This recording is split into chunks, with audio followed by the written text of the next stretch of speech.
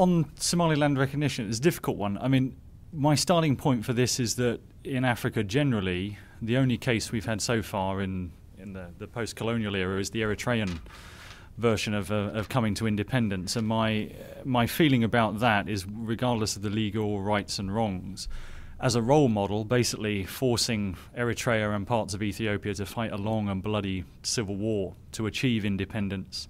And then what have we seen in Eritrea after independence? We've seen an increasingly oppressive, anti-democratic regime, which in many ways is not surprising if your population has had to gear up to that extent for a war effort for so many decades. And that's my starting point coming to Somaliland, in a sense one of depression about, the Eritrean model of independent statehood is largely the only one we have in Africa from sort of 1964 onwards, in a sense.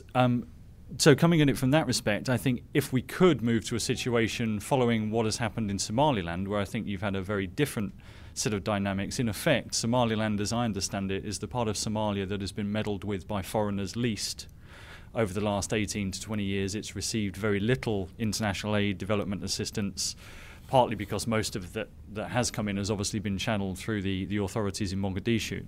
And yet, despite that, what have we seen in Somaliland? Relatively democratic, open political processes, closely contested elections, a president dying, a transition happening, and all the time facing, a border contestation with Puntland next door, odd attacks from extremist elements in the south of the country. And so politically, I think it offers a much better, to my mind, a role model. Whether we can get to the sort of consenting adults version of partition of states, I don't know. In legal terms, I think Somaliland has an exemplary case. And as the end of 2005, the African Union sent an expert panel to Somaliland to investigate a claim for membership that the Somaliland authorities had made. The panel's job wasn't to say, yes, we recommend membership or not, but it did say that they thought the Somalilanders had an exemplary and unique case in the African continent, and it wouldn't necessarily be, they thought, a sort of opening of Pandora's box for independence claims and partition claims in the rest of the continent. So I think legally there's a good case, politically there's a good role model there.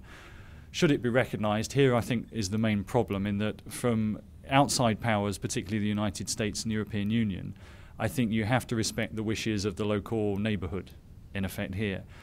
And here the African Union and the countries around Somalia have not voiced an obvious, we would like to see an independent Somaliland.